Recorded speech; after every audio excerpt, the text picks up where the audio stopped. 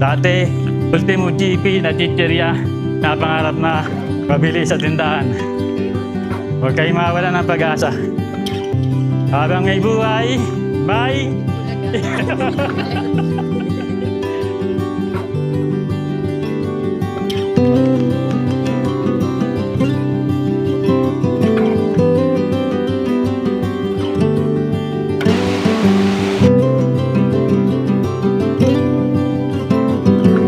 2, 3.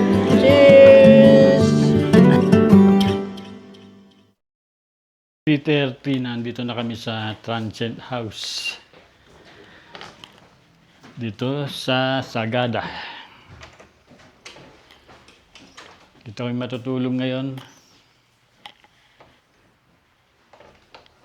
Dito kami mag-i-stay hanggang bukas ng tanghali. Ito yung kitchen. At yung kwarto dito.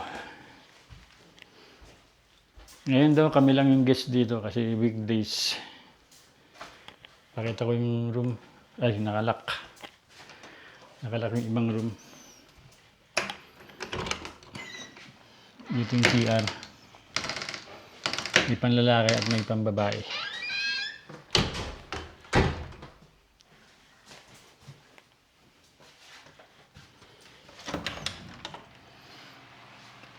Ito yung kwarto namin.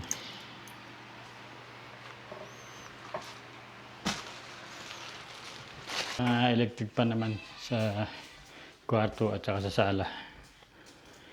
Ganda, no? Ganda ng bahay nila. Ngayon pupunta kami sa Hanging Capin. Magtutur kami ngayon doon. Abot pa kami. 3:40. 1903 lang siya. 1903. Oo, pero yung unang settlement, yung mga kwan, nasa 600 years sila dumating. Kaya yung mga caves na may mga kabaong doon sa southern part, sa Lumiang, yan ang unang gem. Ito. Pero nabasag, kaya pinalitan. Okay. Nauna, yung mga Spanish, pero hindi nila nakontrol ang taga-Sagada. Ay corporate nila sa Christianity. Kala ko ang Spanish ang tayo ng simba. Hindi. Hindi. Yun. Ang maganda kasi sa Amerikano, when they founded the church, they let us allow para i-continue na i-practice natin yung sarili naming kaugalian. Kaya dalawa yung belief natin, tapos dalawa ang libingan natin. Ito naman, ginamit nila ito as a sawmill, you know? Noong araw, walang mga kahoy-kahoy dito. Kailangan pupunta sila sa malayo, which is yung upper part na forested part ng Big Water Falls ngayon. Oo. Since malayo, ang kanilang pinagmulan ng kahoy, gumawa sila ng kanal. Yung mahabang kanal, ano? And then yung tubig sa ilog, na-divert nila sa kanal. Doon nila pinapaanod yung mga lag. And then nung bumagsak ang tubig from the canal, yun na yung... Ito naman, pinapa-under siya ng Big Water Falls para iikot, ano? Kasi ito yung pinaka-sawmill nila, yung lagare. Oo. Ako lang nung namatay si Agusay, naging pastoral na yung room.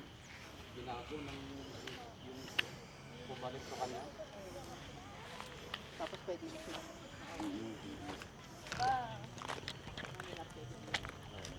Sagada Gaming. Makasaysayang lugar ng Sagada. Thank you. Okay na, ma'am? Thank you. Dito sa Sagada, kapag bibisita kayo, mayroon magtutur sa inyo para ipaliwanag yung kasaysayan at kultura ng Sagada. Ito yung ating guide. Boss, pangalan mo, boss? Hi, I'm Perry Yan, si... from Sega. Habang daan, kinukwento niya sa amin yung history at mga kultura tungkol dito sa Sagada. Ito yung pinaka-public cemetery natin. Kahit na hindi taga rito, pwedeng mailibing dito. Actually, may mga cases, may mga turista, way back 1993, ito yung first na namatay dito, nahulog to, no? Sa underground.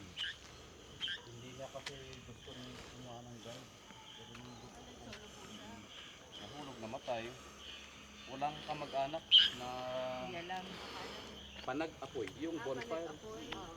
Kaya pag punta kayo dito ng November 1st, 3 p.m., yung pamilya, start na gagawa sila. Every two, gagawa sila ng bonfire. Ganda ng view.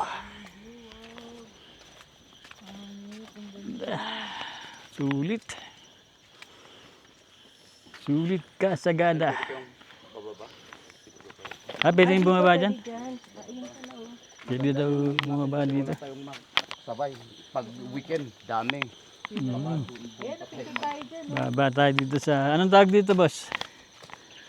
Anong tawag dyan sa mga bato na yan? Bato-bato. Ito yung normal na rock formation sa Sagada. Limestone actually ito. Limestone?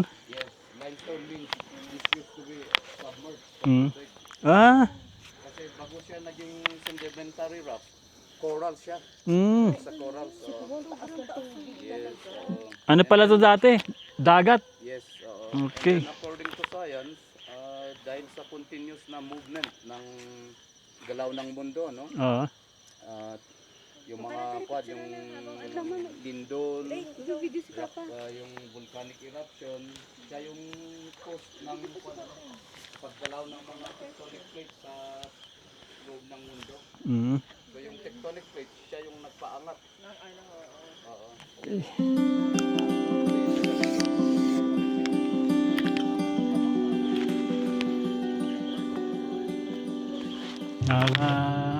Mga ano, na dati palang lubog sa dagat tong lugar na to. Tong Sagada na to. Ito yung proof na dati siyang lubog sa dagat. Sa baba, no? From dito hanggang sa baba, 8 kilometers na limestone area, nagkalat yung mga kabaong din dyan sa baba. Hindi lang iisa, dadalawa. Basta nagkalat yan. Mm. Pero yung Eco Valley na term is adapted term from mga foreigners. Nung sumigaw sila tapos nakarinig sila ng kanilang boses, yun sila yung nagtawag na Eco Valley. Pag nagkakape kayo, maganda yung tour natin. Kasi may mga kape. And Sagada is famous sa kape. Dahil yun nga, yung kape natin is the best quality. Paano yung mga nakahang? They are remembered at home. Yes. Hindi na nila kailangan.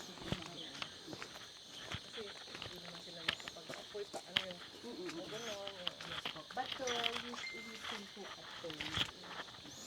Yan, Arabica. Basta kuan malamig na lugar, kailangan Arabica kasi kuan. Hindi tayo pwedeng magtanim ng robusta dahil masyadong malamig. Kailangan mainit na lugar. Ganda. Arabica is minimal ang caffeine niya pero sa robusta, ano kaya tinawag na robusta? Robust means malakas, barako. Ganda ng mga rock formation dito. Nakakalangha. Lubog pala ito dati sa tubig. Ito yung proof. Yes, grabe ang ocean.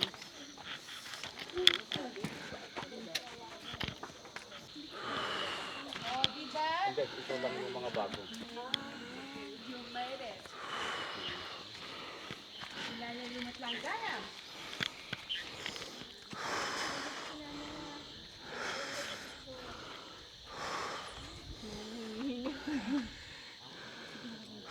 Ito yung mga ilan sa mga hanging kapin dito sa Sagada. Pero marami pa raw to nakapalibot sa mga limestone dito. Kaya yung sinabi ko kanina, no? Ang kanilang hinahanap is rock or cold.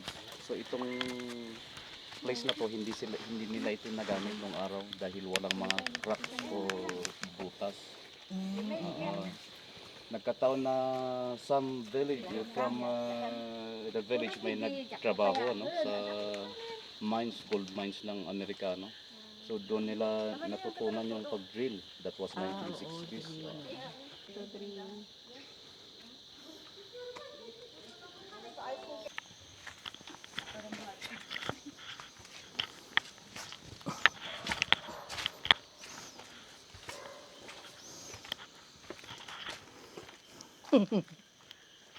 Carry pa, carry. Pag mataas ang kabaong, hindi ibig sabihin na mayayaman sila or mas mataas ang katungkulan, hindi. Pareho lang silang mga matatanda. Nakakalat lang talaga. Paano naisusukulan dyan? Yun, ang kanilang ginawa, ginamit nila yung yung mga kahoy Ah, na nakandyan. oo. Tapos cooperation, mga nasa 20-50 na tao ang gagawa ng line. Tapos pasa-pasa. Okay. Mauna yung kabaong na walang laman sa umaga Okay. para magaan. And then hapon doon na nila kinukuha yung nakaupo. Tapos binabalutan, tapos yun, ganun din ang sistema. Ilalagyan nila. Pasa-pasa. Oo. Actually, hanggang sa taas. Meron sa taas. Parang yun talaga yung ano nila, no?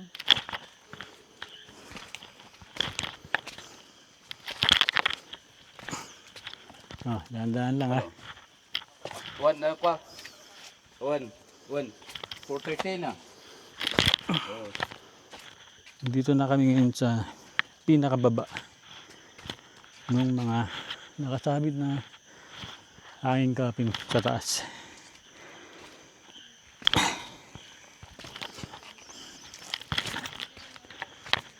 May isang nakasuksok doon, pa ganyan. Doon sa left pinakataas. side. Oo. Ito yung nakita natin, Oo, kanina. yan, sa taas. Meron pa doon sa taas. Oh. Oo. Oo nga no. Dito rin sa kabila meron din. Namatay na yun, kung bakit mataas, masyadong mataas. Baka may galit siya sa pamilya. Pinahirapan yung pamilya no. Pinahirapan yung pamilya pinakit dun. Request nila yun na bago mamatay. Sabi ko kanina, pag matubig, hindi natin nilalagyan ng mga kabaong. Flooded kasi ito. Okay. Pag umuulan, makipot kasi masyadong maliit ang entrada, Okay. kaya hindi umaagos. Pero connected ito sa kuweba sa kabila. And we proved nung may mga foreigner na tumulong sa atin to map, explore sa loob, ang ginawa natin to prove na connected ito, naglagay kami ng kulay. Yung kulay dito na nalagay, siya yung umagos sa kabila. Silipin ko lang yung kuweba dito.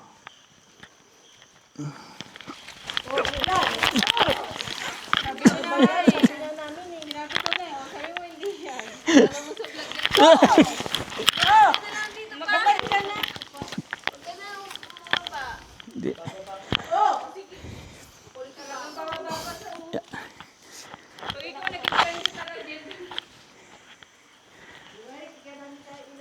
Madulas. Madulas kasi umulan. Ito yung ilalim.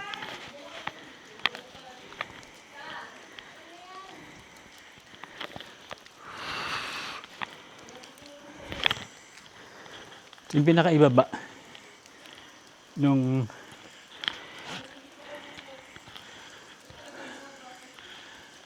limestone na pinaglilibangan ng mga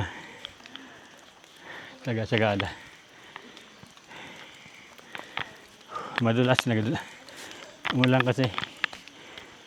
Saka may mga bukal galing sa bato.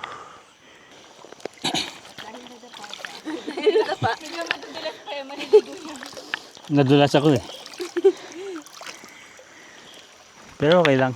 Masaya naman. Kasama sa adventure yan. Walang thrill yung adventure kapag hindi ka nadulas.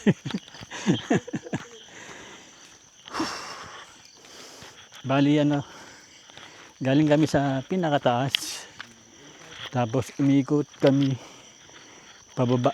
Sinundan namin tong trail na to. Ito yung binabaybay namin na trail.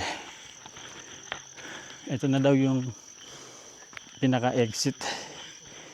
Dito kami lalagos palabas. Mayroon ditong coffee corner. Pwede magkape-kape dito. Yun. Ganda. Kayo?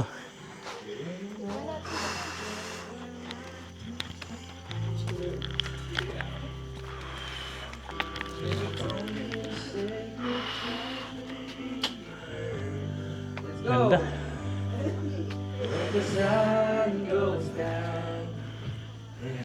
Two, three. Cheers! Ganda ng dinadaanan namin. Palabas.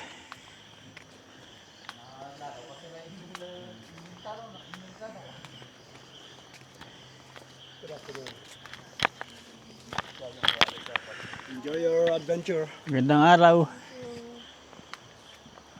Mukhang may narinig akong pulse doon ah.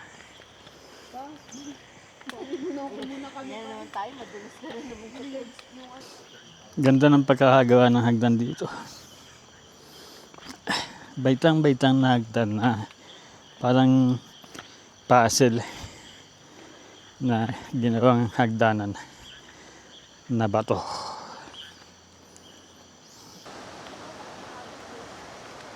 Nakakamangha yung kalikasan dito. Medyo maambon-ambon na. Pumapatak-patak ang ulan. Tapos dito mayroong ilog o mini falls akong natatanaw dito.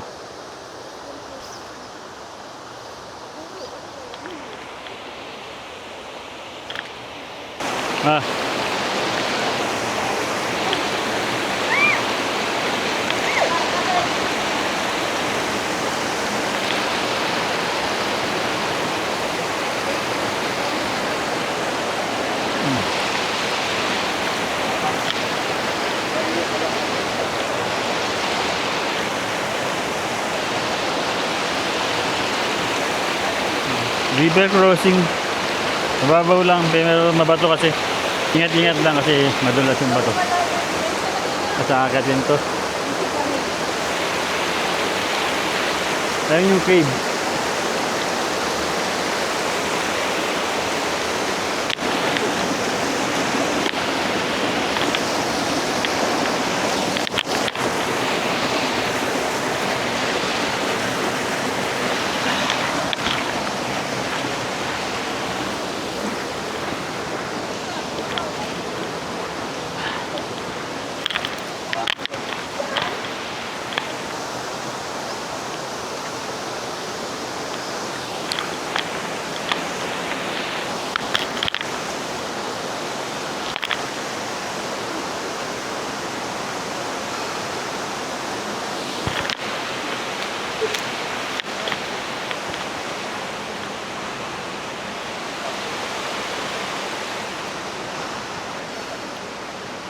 Ano lang kaya ako? Bus buhay ba? Bus buhay?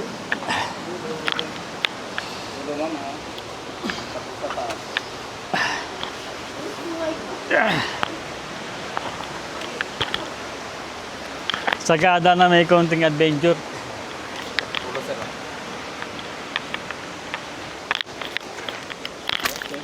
Okay. May kapel.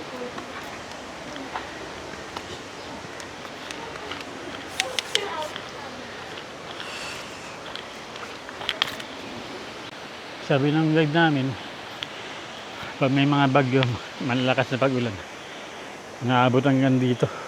Lubog. Lubog yan. Kaya hindi na ito pinapababaan kapag may bagyo at malakas na ulan. Hiningal ako dun. Ito na yung exit. Ay, makikita kayo dyan na mas lumang kabaon. Dito. spot yata na Dito? lumang-luma na dun sa taas. At sa taas pa. Kita natin buo. Kinuha nila yung buong kahoy. Tapos binutasan to. Ayan, oh. At least nasa ano to, nasa 300 years. 300 years na. Pero compare natin sa Lumiang, mas matagal sila. Oo.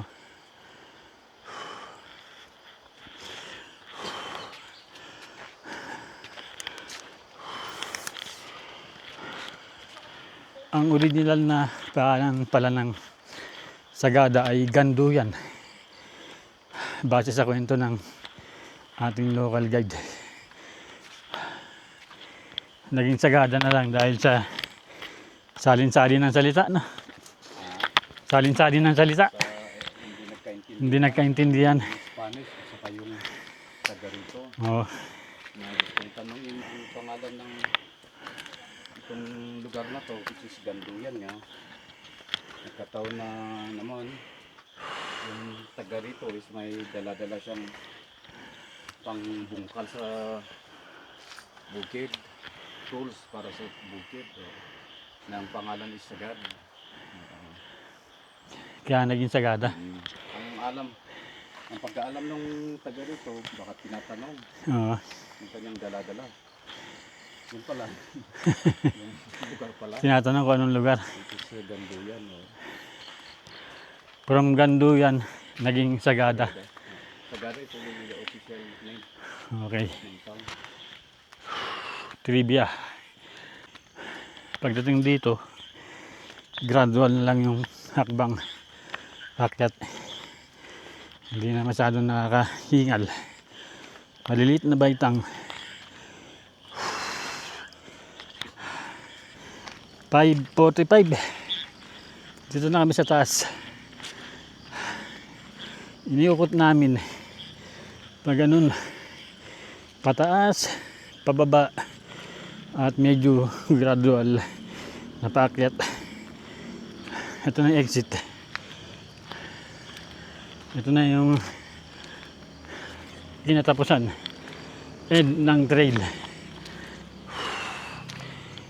Sagada na may konting adventure. Ano order naman? Ikaw na pamili. Bahala ka na. Ano bahala ka na ikaw kami gusto mo? Ikaw na. Eh, gusto mo to? Sinigang? Ito, ganda ng bulaklak.